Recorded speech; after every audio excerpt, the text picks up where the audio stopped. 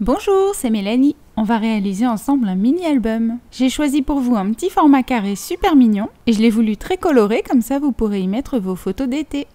J'ai choisi 6 papiers à motifs recto-verso, dont un composé de petites cartes qu'on peut découper.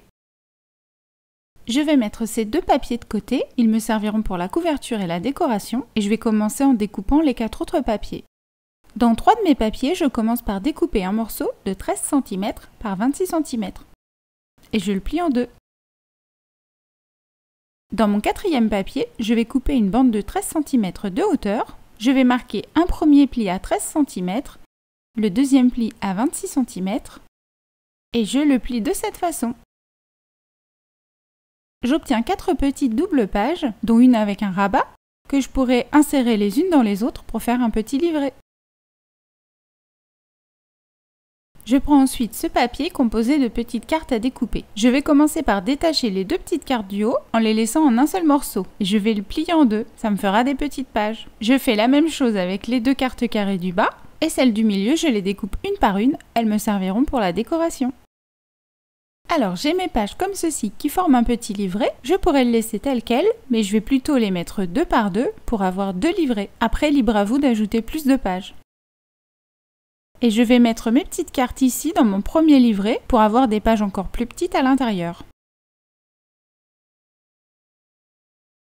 Je vais faire la même chose avec mon second livret, sauf qu'au lieu de mettre les pages à l'intérieur, je vais les mettre à l'extérieur du livret.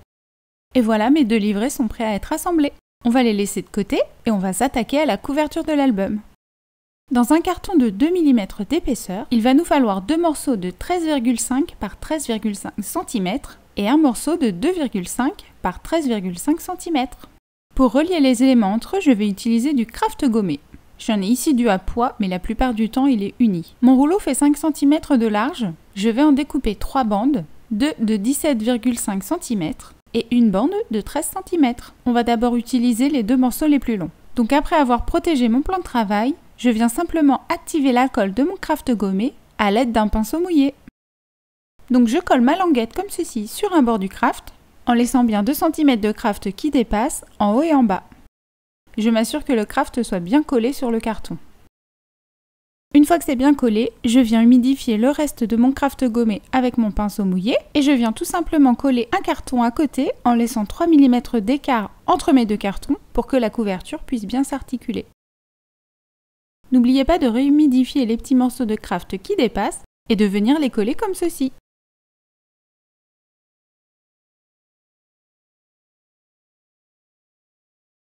Ensuite, avec le deuxième grand morceau de craft gommé, on va venir assembler le dernier carton. Donc je commence par venir coller mon craft ici sur ma languette. Je vais faire attention à ce que les poids soient alignés pour avoir une jolie finition. Et ensuite, comme tout à l'heure, je le retourne. Je viens réhumidifier et je colle mon dernier carton à côté, bien aligné en hauteur, en laissant les 3 mm nécessaires entre mes 2 cartons. Et je n'oublie pas de coller mes petits rabats. J'ai donc mes 3 morceaux de carton qui sont assemblés. Je vais maintenant prendre mon dernier morceau de craft et de la même manière je vais l'humidifier. Je vais venir le coller ici pour recouvrir l'ensemble des jointures de mes 3 cartons. Quand vous travaillez le craft gommé, pensez à vraiment bien le lisser avant qu'il ne sèche pour éviter les bulles d'air et pour qu'il prenne bien sa place.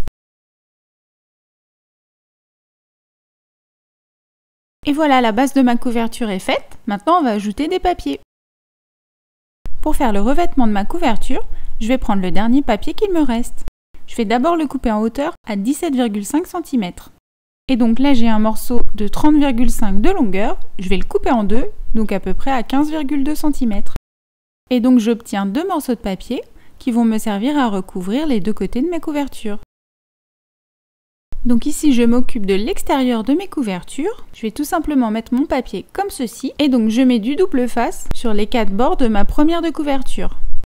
J'ai envie qu'on voit un peu de craft le long de ma tranche. Du coup, je vais venir coller mon papier en laissant quelques millimètres. Donc attention de ne pas mettre votre double face trop près du bord. Sur les 3 autres côtés, je mets mon double face le long des bords.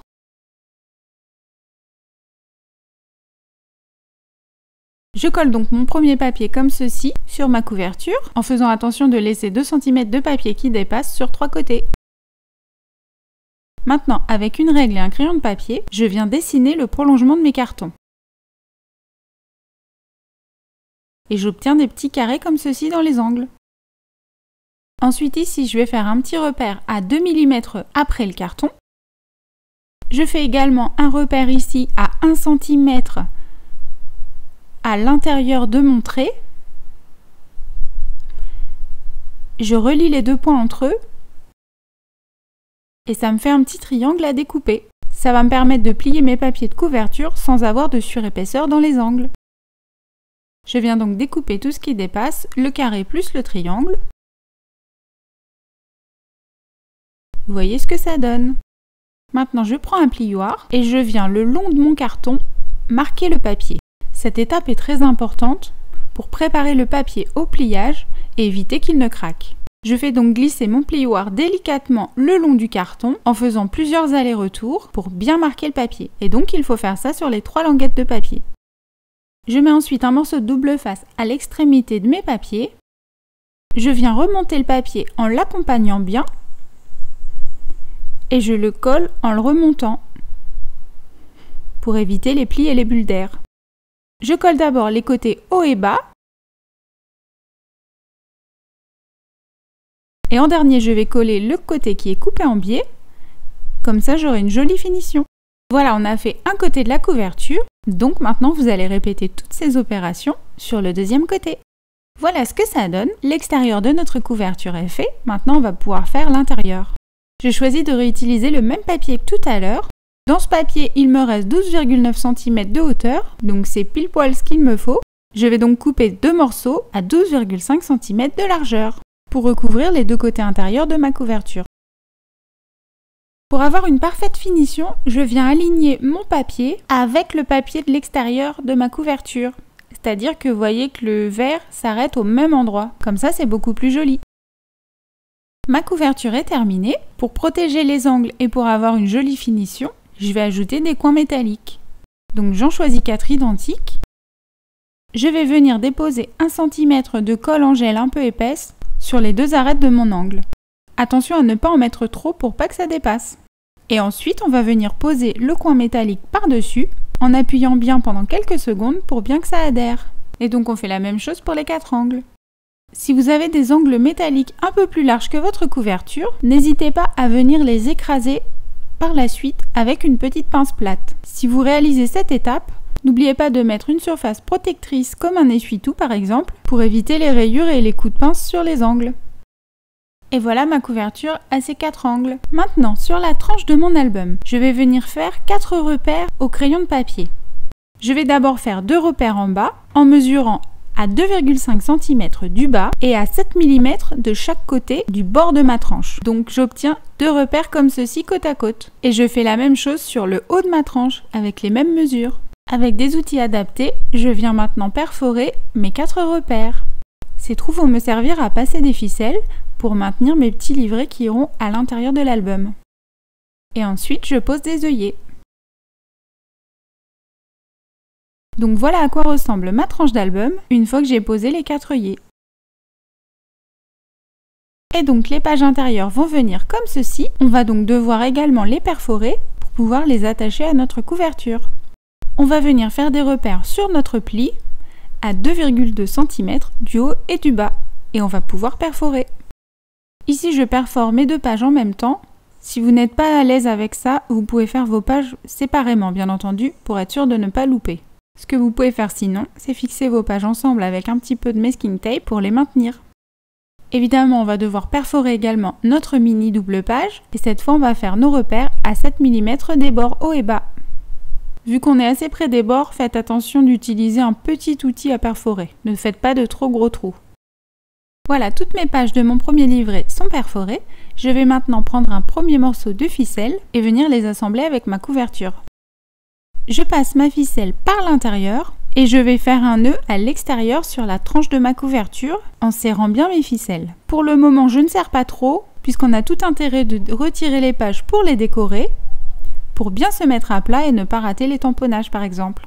Mais une fois que vos pages intérieures seront terminées, je vous conseille de faire un double nœud bien serré pour maintenir vos pages sans trop qu'elles ne bougent. Et ensuite, vous finissez par un petit nœud avec des boucles pour faire joli. Maintenant, vous allez pouvoir répéter toutes ces opérations pour le deuxième livret. On fait exactement la même chose.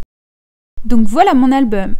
Avec ces 2 livrets, notre structure est maintenant terminée. Donc sur la tranche, on voit 2 ficelles avec 2 petits nœuds. À l'intérieur, vous voyez qu'on a des pages comme ceci, avec des pages plus petites qui sont déjà décorées, donc c'est encore mieux. Voilà, on passe au deuxième livret. Donc la petite page est à l'extérieur cette fois. Vous avez ensuite les grandes pages au milieu et on finit sur une dernière petite page.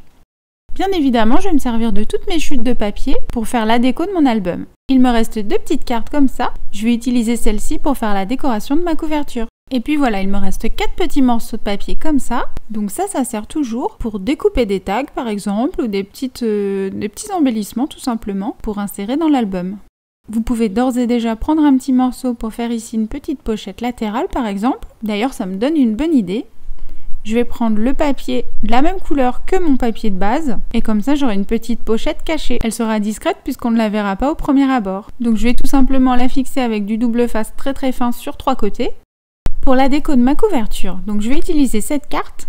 J'ai décidé de la mater simplement avec un morceau de papier calque. Donc je découpe simplement un morceau de papier calque qui va dépasser de 2 mm tout autour de ma carte et je le colle derrière. J'aime bien l'effet du calque qui fait une transition avec le motif de notre papier de fond mais en l'atténuant légèrement. Je vais d'ailleurs me servir de cette idée pour mater mes photos dans l'album.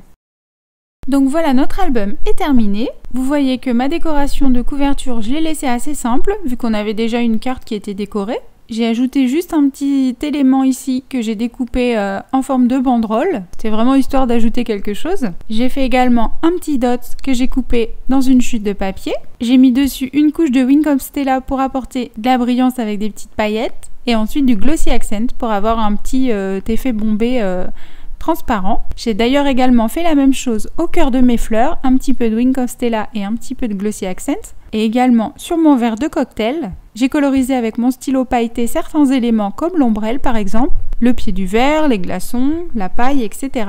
Et j'ai mis également du Glossy Accent sur quelques petits éléments pour apporter une petite finition en relief. J'espère que vous voyez bien. Donc vous voyez sur quelque chose qui est plutôt plat à la base, en apportant des petites touches de déco, vous allez pouvoir le rendre un petit peu plus attractif. À l'intérieur de l'album, donc vous voyez que j'ai ici ma pochette surprise. On peut y glisser simplement une photo comme ceci sur le côté ou alors glisser quelque chose de plus petit qui sera caché derrière. J'ai mis ici juste des petits éléments de déco que j'ai découpés dans mes chutes de papier et j'ai ajouté un petit sticker en forme de fleur. Sur ma première page, j'ai mis une photo carrée au format 10 par 10. Vous allez voir que dans l'album, j'ai mis beaucoup de photos avec ce format puisqu'il s'y prête vraiment très très bien. Je l'ai juste maté avec un morceau de calque comme sur ma couverture. Et puis j'ai découpé une petite phrase dans mes chutes de papier pour embellir un petit peu. Sur la page suivante, j'ai collé un sticker de la même collection que mes papiers, donc un petit flamant rose, et je l'ai superposé un petit peu sur un petit message. Vous voyez que j'ai fait dépasser un petit peu mes messages par rapport à mes pages. Ça donne un peu de volume dans l'album, je trouve ça plutôt sympa. Sur la page d'à côté, j'ai simplement mis une photo, toujours matée avec du calque. Sur la page suivante, on retrouve également une photo. Ici, j'ai pas mis de décoration, mais après, vous pouvez en rajouter. Moi, je voulais quelque chose de pas trop chargé, puisque j'ai des papiers qui sont déjà très très chargés. Dans mon petit livret, vous voyez qu'on voit la cordelette à l'intérieur, mais c'est pas gênant du tout. Donc, j'ai ajouté une photo, ce que j'appelle un demi-format, donc au format 7,5 par 10 cm. Donc, c'est un demi-format classique. Et puis, à côté, juste un demi-sticker sans forme de soleil. Et puis, toujours un petit message. Ensuite, j'avais une carte déjà décorée, donc vous voyez que j'ai laissé ma double page très sobre. Voilà la page suivante. Ici, j'ai pas mis une photo carrée, mais un demi-format de photo, 7,5 par 10 cm, avec quelques petits embellissements. Sur la page d'à côté, je n'ai rien mis, je voulais profiter du papier à motif flamant rose que je trouve très joli, mais après, libre à vous de rajouter encore plus de photos. Vous pouvez en mettre sur toutes les pages finalement. J'arrive ici entre mes deux livrets, j'ai mis une photo demi-format, mais dans l'autre sens. Et ensuite, ici, sur mon petit livret de droite, on avait une petite page pour commencer. J'ai collé dessus ma dernière carte qui me restait. Comme c'était des jolis cactus, ça allait très bien dessus. Donc je l'ai recoupée un petit peu plus petite. Et vous voyez, je l'ai placée pour qu'elle dépasse sur la droite. J'aurais très bien pu la centrer sur mon papier. Mais voilà, je voulais quelque chose d'un petit peu plus déstructuré. La page suivante, toujours une photo 10 par 10. Et puis juste une petite décoration également ici avec un demi-stickers et un message découpé dans mes papiers. Pareil ici, donc là on a la page avec le rabat. Vous pouvez vous servir du rabat pour ajouter des petits embellissements. Moi comme tout à l'heure j'avais des papiers très décorés donc j'ai fait sobre. J'ai ajouté juste quelques petits embellissements dans le coin de ma page. Voici la page suivante qui est encore assez sobre en niveau décoration. Comme tout à l'heure j'ai fait dépasser mes petits messages de quelques millimètres pour que ça fasse des petits onglets sur le bord de mes pages parce que je trouvais ça sympa. Voilà ma dernière double page, toujours une photo 10 cm. En face, j'ai ma dernière petite carte décorée. Vous voyez qu'il y a un petit onglet derrière qui dépasse. Et on arrive sur ma dernière petite page que j'ai juste décorée avec un sticker. Et puis encore un message texte découpé dans mes papiers. À l'arrière de mon album, comme souvent, je ne mets rien. Libre à vous d'ajouter des petits embellissements. Donc vous voyez que le format de notre mini-album est suffisamment large pour ajouter beaucoup plus de pages. Donc si vous le souhaitez, vous allez pouvoir le faire plus conséquent et y mettre encore plus de photos que moi. Donc voilà, après vous adaptez selon vos besoins. J'espère que ce tuto vous a plu, j'ai hâte de voir vos réalisations et moi je vous dis à très bientôt pour de nouveaux tutos.